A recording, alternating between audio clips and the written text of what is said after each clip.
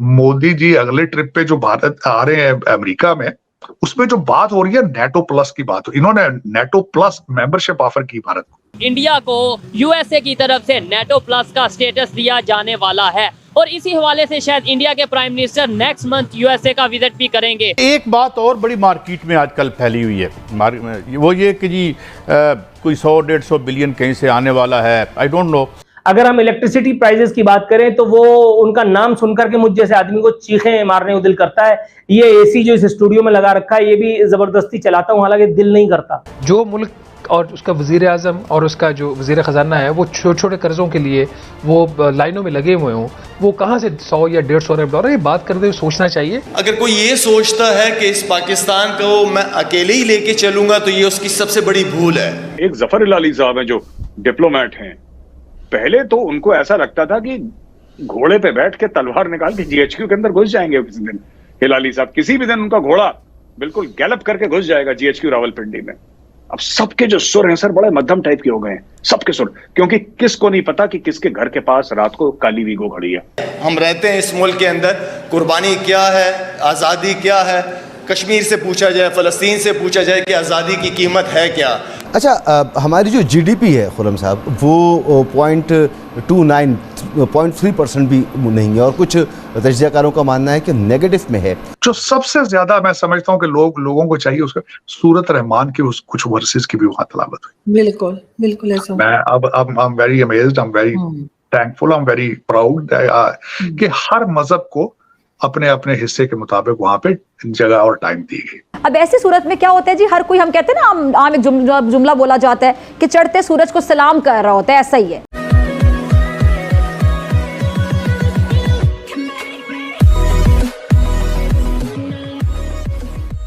नमस्कार दोस्तों, मातम तो ये है, मातम मतलब कि सिचुएशन तो ये है पाकिस्तान के अंदर कि भाई ऐसी न्यूज़ आती है कि भाई 2 बिलियन कहीं से आने वाले हैं, 4 बिलियन कहीं से आने वाले हैं।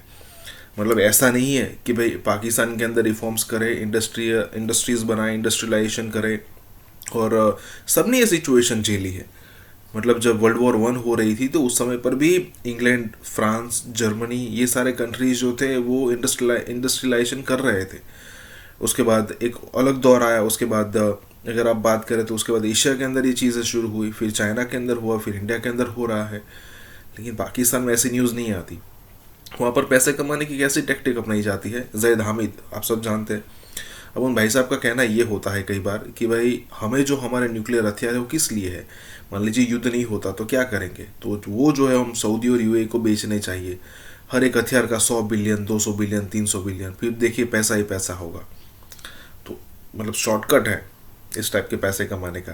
इसी के साथ ही वीडियो शुरू करते हैं। That will take India to the next level, मैं इसमें कोई शक नहीं। उसमें बड़े बड़े कॉन्ट्रैक्ट साइन करके जाएंगे, क्योंकि पहले ही आपने देखा होगा इस वक्त चाइना के ऊपर जो सैंक्शंस लगाई जा रही हैं उसका सबसे फायदा उठा रहे हैं, भारत उठा रहा है। बिल्कुल। और चाइना जितना यूक्रेन को डराएगा उसका फायदा भी भारत उठाएगा। और इस वक्त वो कहते हैं ना कि this is the era for India. I tell you this, मेरी ख्वाहिश होती है कभी पाकिस्तान भी उस लेवल पे होता, कोई डिजिटल पाकिस्तान की बात करता। देखिए कैसा हो सर, हो सकता है कभी हो जाए फ्यूचर में, अगर कुछ थोड़ी बहुत अक्ल आ जाए इनको तो। लेकिन आरजू देखें, मैंने हमेशा ये कहता हूं कि जितना आपको भारत के साथ रिलेशनशिप ठीक करके, डिफेंस का बजट कम करके, तो वही आम पाकिस्तानी की तरक्की पे लगाना होगा, तब तक आप तरक्की नहीं कर सके। यही एक वजह है। और उसके बाद एक ट्रेड खोलें, बॉर्डर सॉफ्ट करें भारत के साथ। इसके ये this is part of your national interest. मैं शर्तें ना रखे ना सर, इनकी शर्तें कोई नहीं सुनेगा सर, ये जो शर्तें लगा देते हैं शर्तें, बल्कि मैं यही एक और बात है। शंघाई ट्रिप ना, अपना जापान ट्रिप के दौरान मोदी जी ने स्टेटमेंट दी थी कि he wants to have a better relationship with Pakistan. जवाब नहीं दिया किसी ने उसका। उसमें आके फिर मैं क्या कहूं, यही तो मेरा अलमिया है। ये अपने अंदर के मसाइल में या तो बहुत ज्यादा एंगेज हैं, या फिर पता नहीं इनका क्या सोचे हैं, किस डायरेक्शन में जाना चाहते हैं, या फिर चाइनीज को नाराज नहीं करना चाहते। उसकी वजह यह कि इस वक्त सिर्फ चाइना आपको पैसे दे रहा है तो आप दिन गुजार रहे हैं। अमेरिका ने तो आपको बिल्कुल छोड़ दिया। You are not relevant for America. मुझे तो सिर्फ यही एक समझ आती है कि आप मोदी जी का जवाब इसलिए नहीं देते कि शायद चाइना नाराज हो जाएगा तो वो चाइना अपना हाथ पैसों से रोक लेगा, लेकिन somehow you have to come up with some kind of solution. तरक्की करनी है तो आपको इंडस्ट्रियल रेवोल्यूशन चाहिए, आपको बच्चों को आईटी की तालीम, मैथ और इंग्लिश पढ़ाना होगा। आप अपने बच्चों को पढ़ा लेते हैं लंदन में, तो गरीब के बच्चे का क्यों नहीं सोचते आप जानबूझ के पाकिस्तान को ऑप्रेस क्यों कर रहे हैं? आप क्यों ये समझते हैं कि 40,000 मदरसे आपके लीडर प्रोड्यूस करेंगे? It is not going to happen. बिल्कुल, it is not going to happen. आप ये खासकर अपने बच्चे लंदन अमेरिका में पढ़ाते हो, समझते हो तुम कि Pakistan, who cares about Pakistan? मैंने आपको कहा है ना कि आपकी रूलिंग एलीट जो है आरजू, चाहे वो किसी ब्लॉक से भी हो, किसी पार्टी की हो, किसी इंस्टीट्यूशन की हो, उनके दिल और दिमाग अमेरिका और लंदन में है। वो अपनी बॉडियां जो डरते हैं, लाशें उठा के फिर रहे हैं पाकिस्तान में, अपने बच्चों के लिए लूट मार कर रहे हैं, बददुआएं ले रहे हैं लोग। सर, जिस दिन इनके ये डुअल नेशनलिटी रोकी जाएगी शायद तब ये सुधरेंगे। मैं आपको यहाँ पे ये जरूर बताना चाहूंगा, आरजू, भारत के अंदर डुअल सिटीजनशिप जो है उस पे ऊपर पाबंदी है कि वो लोग अपने वहां पे एडमिनिस्ट्रेशन में सर्व नहीं कर सकते। ये पाकिस्तान तो फिर ये ना कि ये, मैंने आपको साले और बहनोई की गेम है, एक साला एक जगह एक दूसरे के साथ मिले में चिट्ठा बैठा इनका मिला हुआ। चले अगले जो मेरा अगला टॉपिक था, मैं बात करना चाहता कि भारत के अंदर जिस तरह उन्होंने अपनी नई बिल्डिंग का इफ्तिताह किया, it was a wonderful event. मैंने उसको बड़ा क्लोजली वॉच किया। पुरानी बिल्डिंग जो थी 1921 में उसकी कंस्ट्रक्शन स्टार्ट हुई थी, 1927 में मुकम्मल हुई थी। उसमें सीटिंग 790 एमपीज बैठ सकते थे, पिछली बिल्डिंग। अब उस बिल्डिंग के हालात ठीक नहीं थे, उसमें अब वो अब एज की वजह से उसके चीजें आ रही थी कि इतनी पुरानी बिल्डिंग है, 100 साल के ज्यादा। मैं समझता हूँ कि इस दौर के अंदर इतनी बड़ी बिल्डिंग बनाना, जिसके ऊपर 117 मिलियन डॉलर खर्चा है नई बिल्डिंग बनाने, और उसमें 1272 एमपीज बैठ सकेंगे। और उसमें जो उन्होंने बताया, उन्होंने जो डिजाइन बनाया है, पहले तो पीकॉक डिजाइन है जो वो सारी ओवरऑल जो सीटिंग बैठेगी, और उसके बाद लोटस जो अपर हाउस है वो उसका लोटस की शक्ल होगी, फ्लावर फूल की, क्योंकि लोटस भारत का नेशनल फ्लावर है। जी बिल्कुल। अब उसमें मैं समझता हूँ बड़ा क्रिटिसाइज किया गया उसको।